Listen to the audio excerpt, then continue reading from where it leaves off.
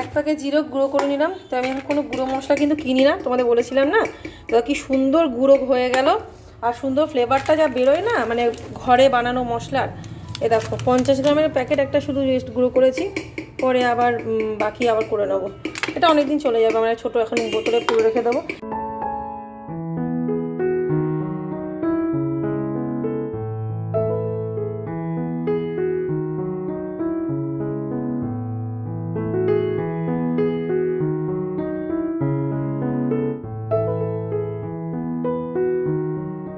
তো আজকে রান্না করছি দেখো কলাইয়ের ডাল। কলাইয়ের ডালটাকে একটু গুঁড়ো করে নিয়েছি, ভাজা কলাইয়ের ডাল। হ্যাঁ, এটা মানে আধা গুঁড়ো করে নিয়েছি। এখানে আমি প্রেসার কুকারে চাপিয়ে দিয়েছি, আর এর মধ্যে আমি ওই কলাইয়ের ডালটা ফোড়ন দিয়ে বসাবো। এই যে এখানে সোয়াবিনটাকে ভেজে সোয়াবিন আলু তরকারি করব। এই যে সোয়াবিনের আলু আর এই যে ফুলকপি আলু শিম দিয়ে মানে চচ্চড়ি মতো করব, একটা ঝাল করে। এর মধ্যে আমি টমেটোও দেবো। তো ডাল, এই পাতুরিটা আর এই সোয়াবিন আলু তরকারি এই আজকে রান্না হবে।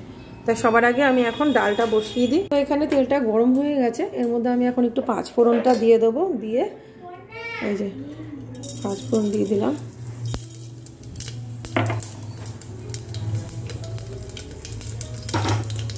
আর তারপরে এখন ওই ডালটা দিয়ে দিচ্ছি।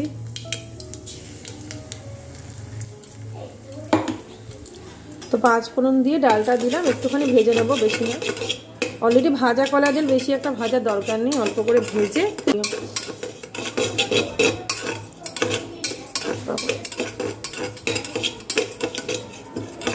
এখানে ভাজছি। এর মধ্যে আমি লঙ্কা দিয়ে দিচ্ছি।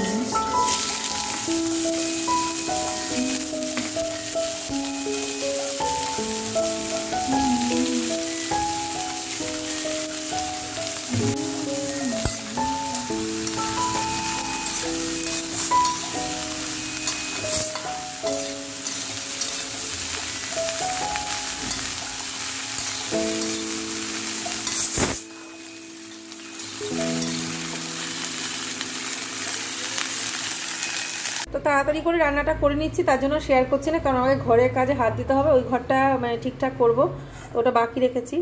এই যে ফুলকপি আলু শিম দিয়ে টমেটো দিয়ে চচ্চড়ি কমপ্লিট। ধনেপাতা দিলাম লাস্টে, বেশ সুন্দর করে করেছি ঝাল করে। আর এই যে কলার ডাল হয়ে গেছে। তো এই দুটো এখন আমি উপরে ঠাকুর মন্দিরে ওখানে মানে ঘরে রেখে আসবো, মা ভোগের জন্য রেডি করবে। তারপরে এখন এই যে সোয়াবিনটা বসাবো। এই যে সোয়াবিনটা ভেজে ভাজবো আগে, তারপরে সোয়াবিন আলু তরকারি করবো। তো এই দুটো দিয়ে দিই। এই দুটো দিয়ে যদি মার আগে হয়তো ভোগ দিয়ে দেবে, আর ততক্ষণে যদি তরকারিটা হয়ে যায় ভালো কথা, তরকারিটাও দিয়ে আসবো। তো এই দুটো এখন ওপরে রেখে আসবো। দেখো হয়ে গেছে। তো রান্নাটা করে নিলে একদম শান্তি, তাহলে আমি শান্তি মতো কাজটা করতে পারবো। আর এদিকে এই যে ভাত চাপিয়ে দিয়েছি। এই যে ভাতটা হচ্ছে ইন্ডাকশানে ভাতটা করলাম, আজকে মানুষ অল্প যেহেতু।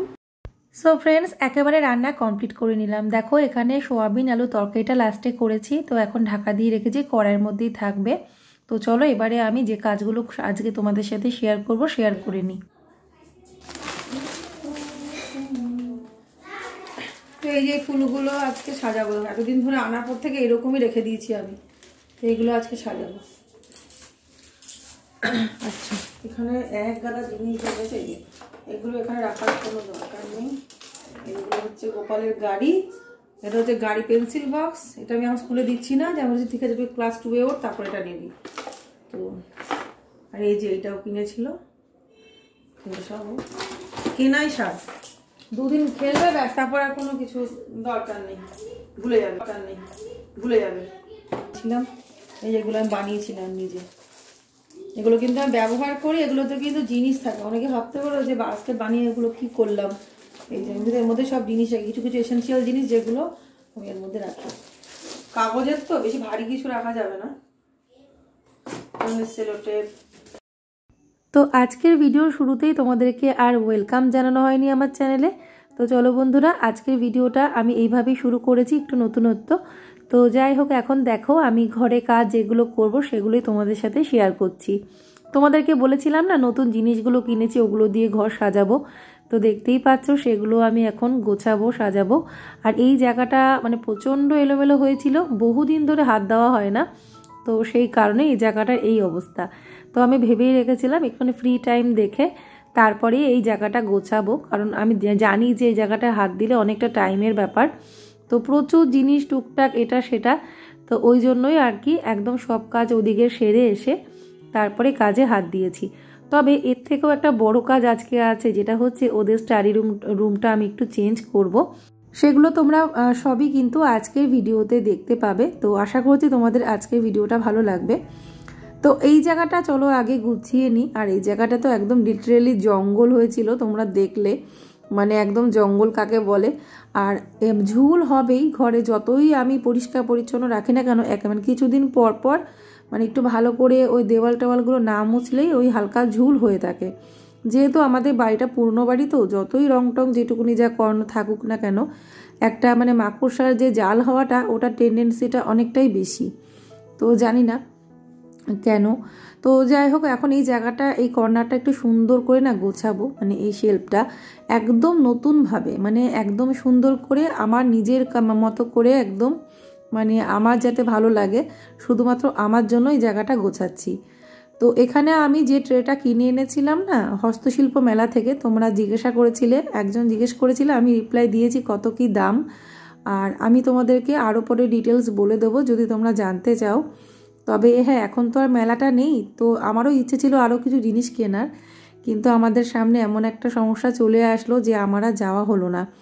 না হলে আমি মানে প্ল্যান করেছিলাম একটা কর্নার শেলফ কিনবো, তোমাদের এখন বলে দিচ্ছি, ভেবেছিলাম কিনে তোমাদেরকে সারপ্রাইজ দেবো, কিন্তু সেটা তো আর হলো না। একটা কর্নার শেলফ কিনতাম মানে বেতের, আর তার সাথে হচ্ছে আরও একটা ছোট ট্রে কিনতাম, আর একটা হচ্ছে মশলাদানি কিনতাম কাঠের। তো এই প্ল্যানিংগুলো আমার ছিল, প্ল্যান করা ছিল এই কটা জিনিস আমি কিনবই, তার জন্যই আমরা যেতাম আর কি, কিন্তু সে আর হলো কই।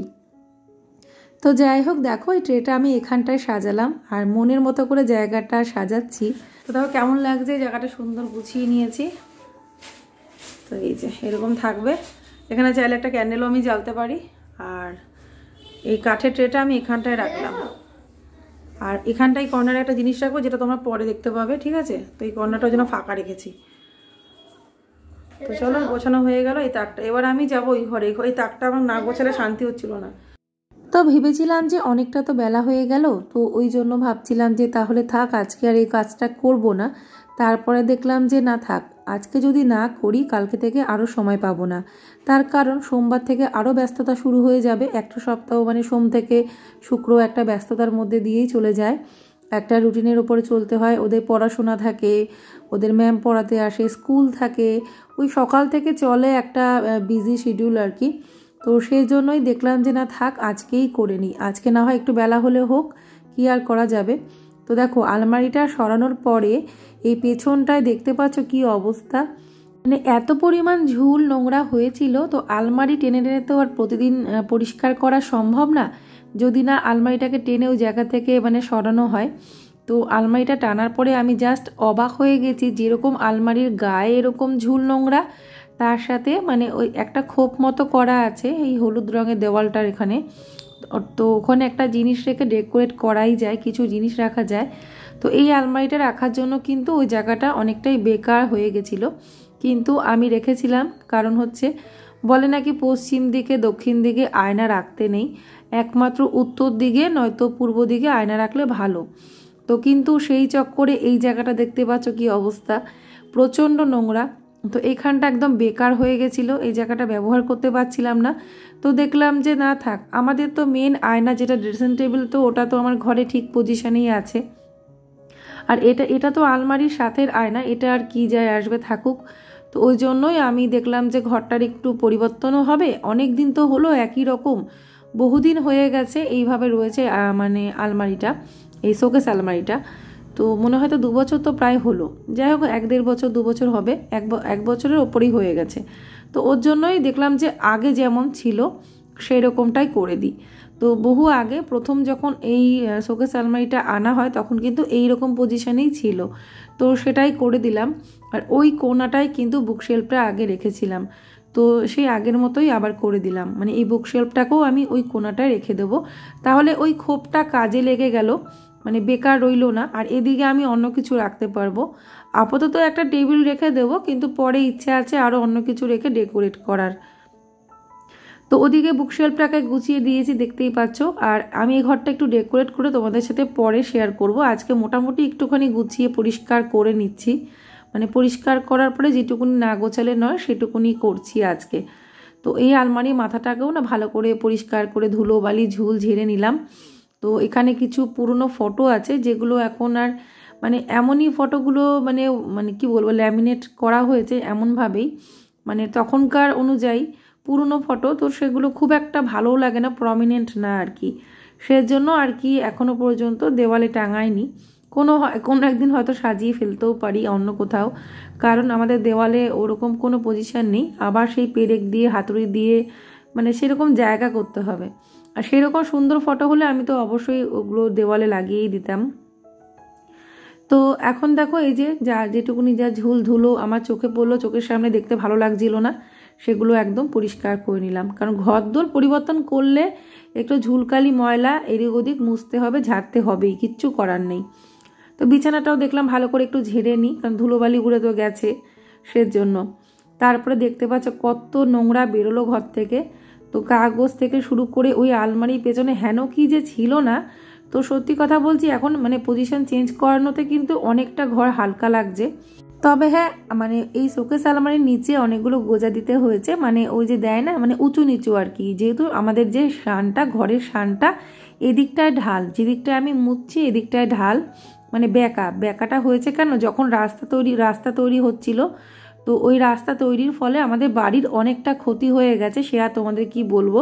তো আমি যেখান দিয়ে মুছছি দেখতে পাচ্ছি সাদা রঙের বর্ডার মতো একদম দেওয়ালের কোণা দিয়ে, তো ওই জায়গাগুলো একদম ফাঁক হয়ে গেছিলো, যেমন ভূমিকম্প হলে যেরকম হয় না যে ফাটল ধরে যায়, সেরকমটা হয়েছিল। মানে বহু ঘটনা আর কি বলবো। তো সেগুলো সব ঠিকঠাক করার পরে মোটামুটি এখন রয়েছে আর কি। তবে এর উপরে কিছু করতে গেলে আমাদের ছাদটা অনেকটা নিচু হয়ে যাবে, তার জন্য আর কিচ্ছু করা যাবে না। হ্যালো এভরিওয়ান, তো এখন এই বসে ওদেরকে একটু পড়াচ্ছি, আর খাওয়া দাওয়ার পরে আজকে আর বিশ্রাম হয়নি। তো আজকে আসলে আমার সকাল থেকে আমি এত কাজ করেছি, মানে ওই যেহেতু ঘরদোর এলোমেলোর একটা টার্গেট নিয়েছিলাম, সেজন্য আরও লেট হয়েছে। তাও যদি একদম সকাল সকাল ঘুম থেকে উঠতে পারতাম, সেটাও উঠতে পারিনি, একটু বেলা হয়ে গেছে ঘুম থেকে উঠতে, কিন্তু কোনো উপায় ছিল না। আজকে যেহেতু রবিবার, তো ওই জন্য ভেবেছিলাম আমি আজকেই কাজগুলো করব।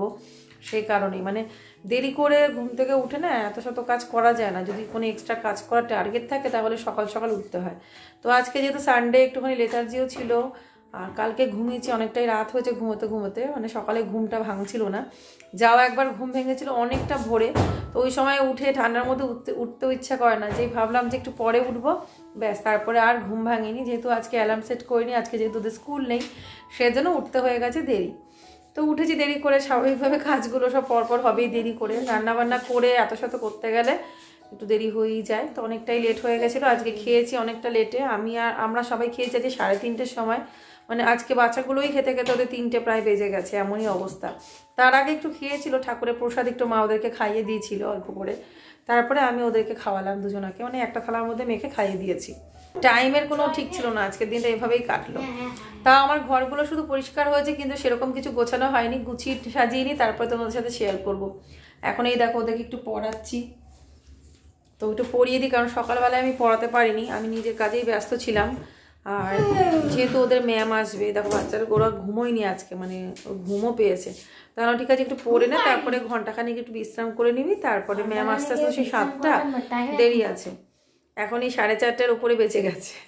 তো আর কি বিশ্রাম করবে, ঘরেই এসছি তো আজকে 4টার সময়, কি করব, খেয়ে দিয়ে ওই খাবার থালা কটা মেজে টেজে ঘরে আসলাম 4টে। তো বন্ধুরা, আজকের ভিডিওটা আমি আর বেশি বড় করতে পারলাম না, এখানে এন্ড করে দেবো। তবে অবশ্যই রুম ডেকোরেশন ভিডিও তোমাদের সামনে আসবে সামনে, যে আমি যেগুলো এলোমেলো করেছি গুছিয়েছি সেগুলো ডেকোরেট করে তোমাদের সাথে অবশ্যই শেয়ার করব আমার ঘরগুলো। তো আজকের মতো এখানেই টাটা, বাই বাই। সবাই তোমরা ভালো থেকো, সুস্থ থেকো। ভিডিওটা ভালো লাগলে লাইক করো। রাধে রাধে।